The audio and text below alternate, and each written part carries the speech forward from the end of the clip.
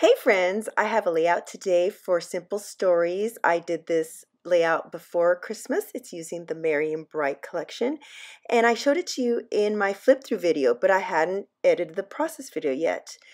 I had tons of requests because everyone really likes this cut file that I made. I used 3 separate cut files from Simple Stories. I will link up the ID numbers down below. And here what I've done is I ungrouped piece and I'm moving the P around because it wasn't linked up to the rest of the word, and it's going to need to because I want to weld it. Now I did that at first, and then I noticed that the insides of the E's and the A's disappeared, so I unwelded it.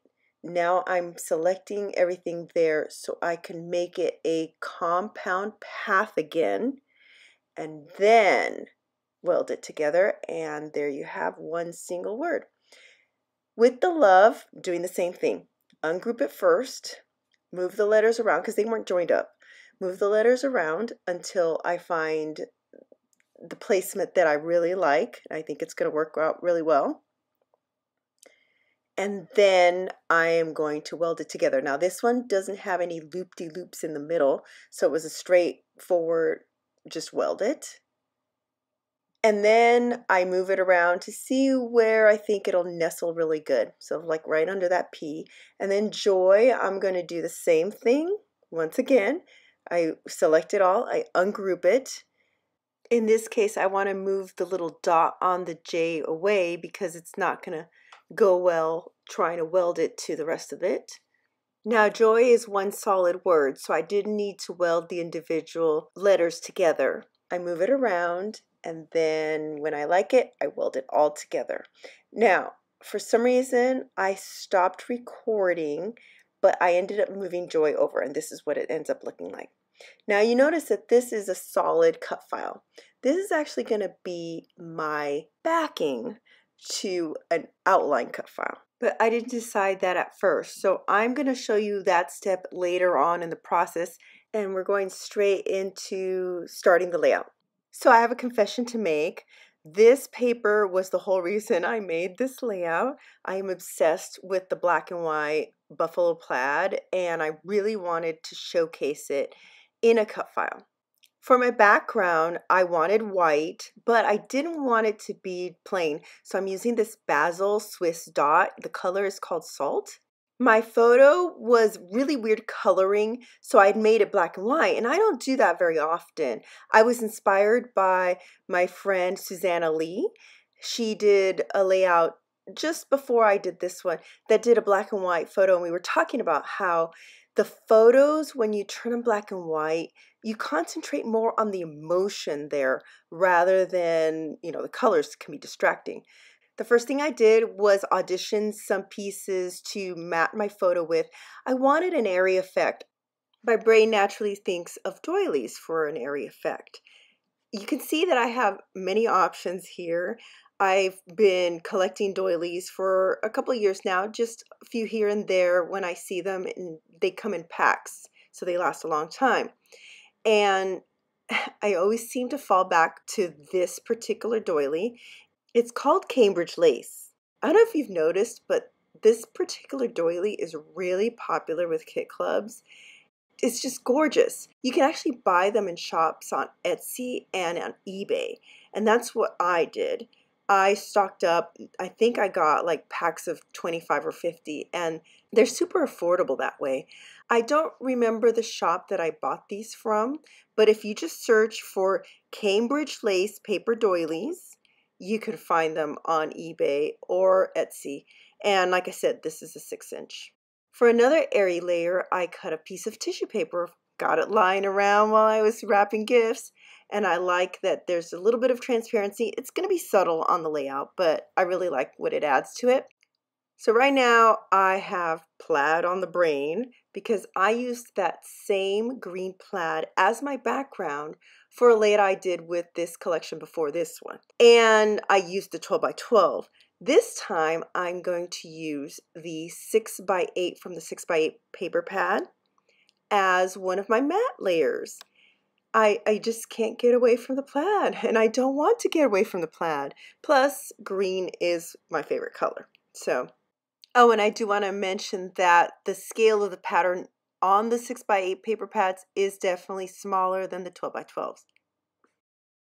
I really try to put more colors behind there, just little slivers that I wanted to be sticking out, but nothing else really in terms of the papers in the collection was catching my fancy because I did want to keep this somewhat monochromatic, and considering maybe edging the whole layout, also using the washi, you know, the Simple Stories collections have been coming with washi and I hardly ever use them.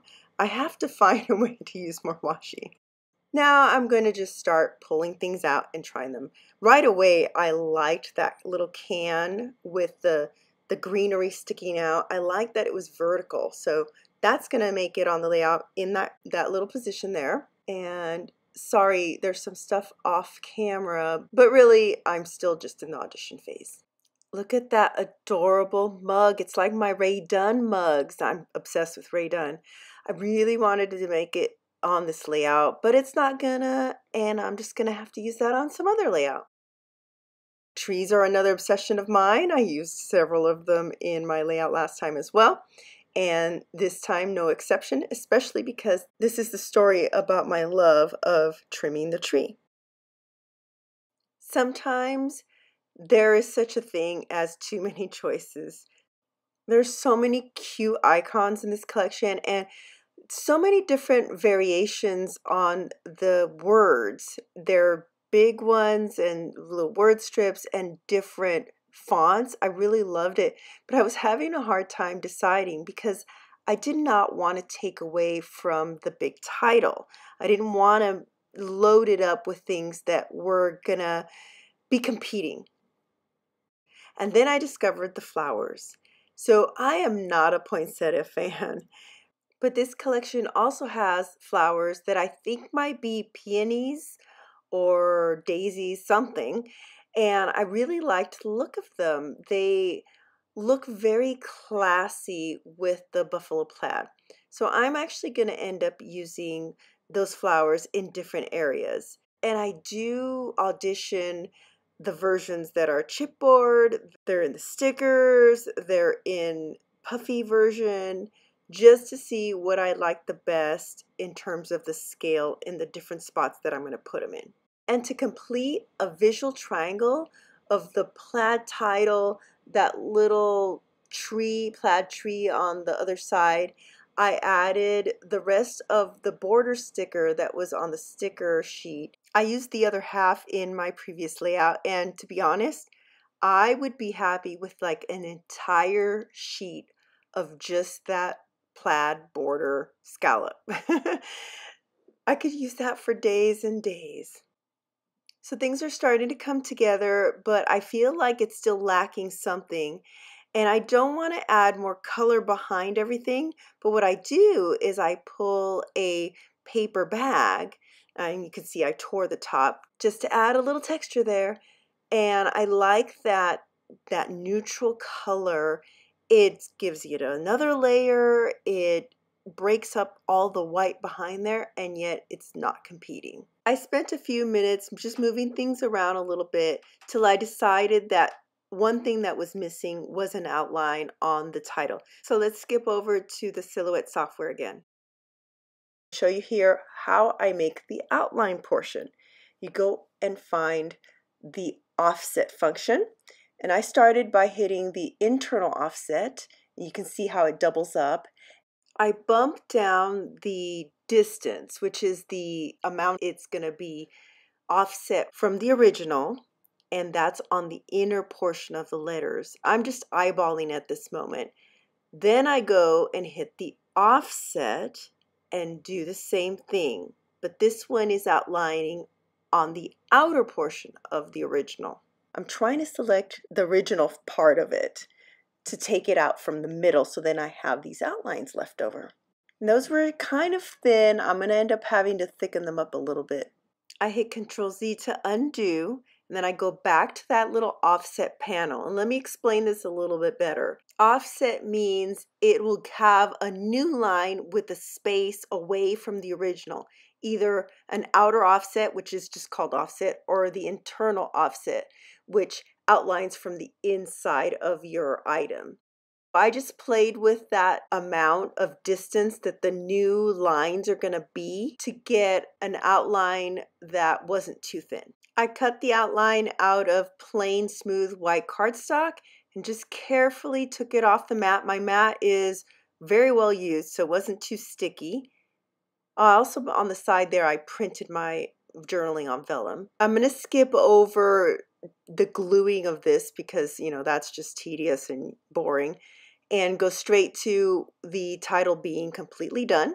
There's a natural hollow under the title and to the right of the paper bag that I felt was perfect for putting my journaling in. So I generally type my journaling straight across about a 4-inch length because I will print it out onto a 4x6 canvas. And sometimes I just have to end up trimming it all sorts of weird ways, but it usually works out pretty good where you can't really tell where it starts and stops. And for me, my preferred adhesive for vellum is the Xyron sticker maker because then you don't end up seeing any of the adhesive.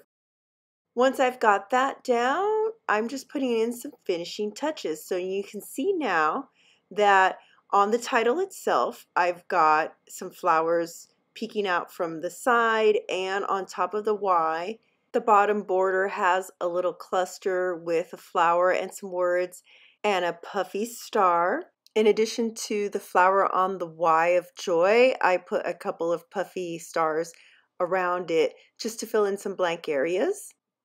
Under the photo, it seemed to have more space, and I grabbed the sticker that is the little string lights. I thought that was perfect under there, adding another layer and joining together the title with the elements off to the left. I switched out that bottom sentiment because it was bigger than the word strip above it, and I knew there was something very similar in the word strip form. It was bugging me that it was 2 different sizes. The other cluster on the left needed a puffy star as well. And then at the top, I decide to put another word strip to balance it out and fill in that blank space between the doily and the title. Then I grab some thread. For the Y, instead of being really like a messy tangle, I purposely did like a little infinity loop, and I really like to do that sometimes with thread. It's just a cute little look. And I put it underneath the puffy sticker, so it adds something there. I like having a little tail coming down like that. And then under the cluster on the left, I was going to do the same thing with the little loop, but it doesn't work well there because over at the Y, you have like a skinny spot so the loops can come on either side. To the left with that cluster, it's just all stuck together. So in that case, I'm going to go ahead and shove a little messy tangle there. But first I tried the loops in other areas and it wasn't going to work anywhere else. Messy tangle under the clusters, it is. I think I forgot at first to do the date, and then when I did it, I forgot to turn my camera back on. So you're missing out, but right under that tangle, under the cluster, there's going to be another little vellum piece that has the date, and it'll peek out from the loops of thread. Well, there it is, right there. Thanks everyone for joining me. I hope that you enjoyed this process video. I hope that it was helpful for you to see how I made that title from 3 separate Word files. I'll have a link to those down below. Hit that subscribe button if you haven't already, and I will see you here next time.